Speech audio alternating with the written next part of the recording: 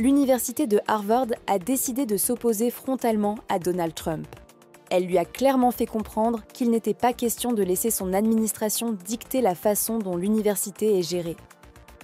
Tout a commencé le 11 avril, et même un peu avant, lorsque le gouvernement Trump a envoyé une lettre à Harvard exigeant qu'elle se plie à certaines conditions. En résumé, Trump voulait transformer Harvard en une sorte d'institution soumise à son régime. Il voulait surveiller les opinions des étudiants, contrôler les programmes enseignés, décider quels professeurs devaient être embauchés, et il a menacé de couper les financements si Harvard refusait.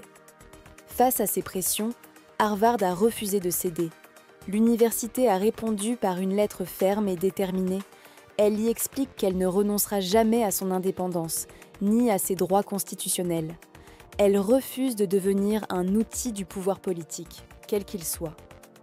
En guise de représailles, le gouvernement Trump a suspendu un financement colossal de 2,2 milliards de dollars destinés à Harvard, y compris des contrats et subventions liés à la recherche.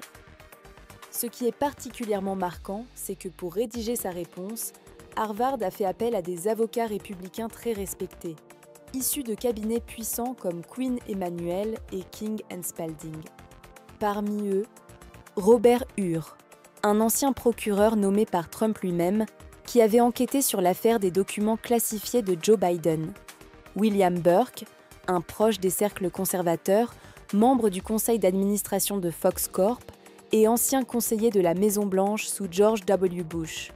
Ces deux figures, pourtant bien ancrées dans le monde républicain, ont pris fait et cause pour Harvard contre les dérives autoritaires du régime Trump.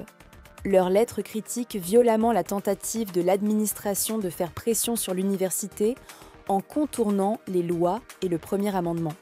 Dans sa réponse, Harvard rappelle aussi tout ce qu'elle a mis en place pour lutter contre l'antisémitisme, les discriminations et pour garantir un environnement inclusif et respectueux. Elle souligne qu'elle continuera à faire ses efforts, mais qu'elle ne sacrifiera jamais sa mission académique ni ses valeurs fondamentales en échange de financement. Ce bras de fer entre Harvard et Trump est un symbole. Une grande université qui refuse de se soumettre à des exigences politiques autoritaires, même si cela lui coûte cher. Et au passage, elle est soutenue par des figures du monde juridique qui viennent, ironie du sort, du même camp politique que Trump. Le message de la fin est clair. D'autres universités et institutions devraient suivre l'exemple de Harvard et défendre fermement la démocratie, la liberté académique et l'état de droit.